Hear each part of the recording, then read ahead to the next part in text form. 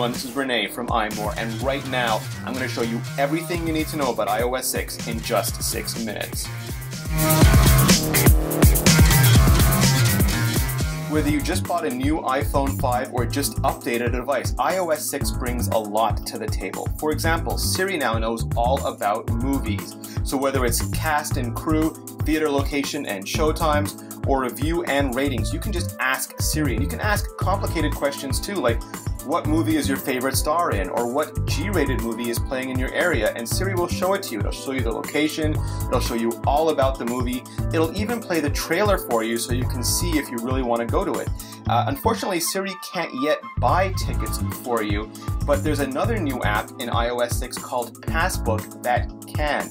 Passbook is a central repository for all your tickets, gift cards, coupons, and more. Whether you get them from an email link, a web link, or a link inside an app, it collects them all together. It'll show you information about them on the lock screen. For example, if a gate gets updated or if a showtime changes, all of it goes into one place. And when you're done with it, you can just flip it around and shred it. That's Passbook.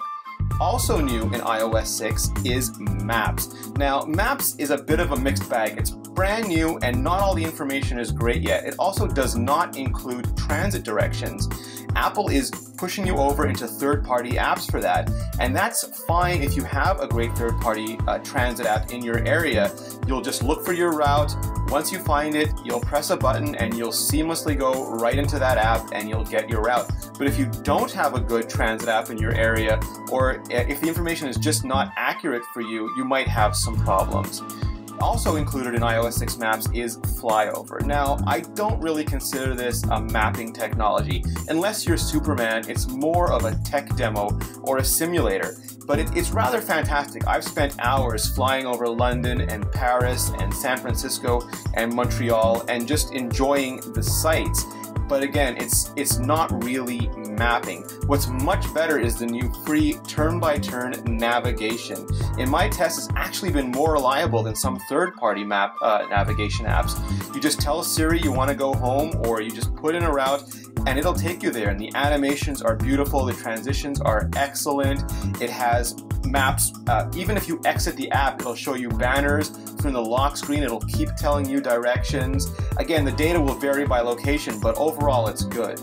Now, what Siri can also do is make you restaurant reservations. For example, if you want a table for 2 at 8 o'clock, Siri can help you find a restaurant.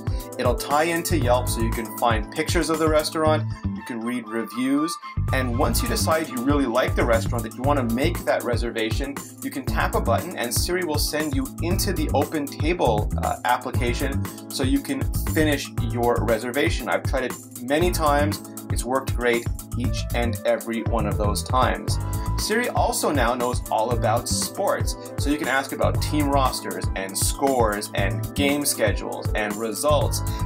Since I'm in Montreal, I'm going to ask about the Montreal Canadiens. For example, I want to see the complete team roster for the Canadiens.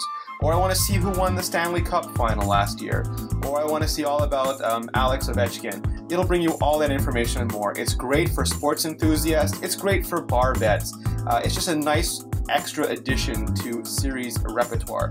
Siri also comes to the iPad 3, and Siri can launch apps now, including the brand new Clock app for the iPad. Accessibility gets the great new Guided Access feature. With Guided Access, you can lock your iPad or iPhone into a single app. You can also lock out all controls or just specific controls. It's great for kids with autism. It's great for single app mode, for a mall kiosk, or for a museum. It's even great for sort of a hack-together guest mode. If you want to give someone your iPad and let them surf the web or give a keynote presentation but not get into all your personal data, you can just lock it into Guided Access. Everything is safe and you're good to go. Shared photo streams let you easily add comments or like photos with just a few friends or family members.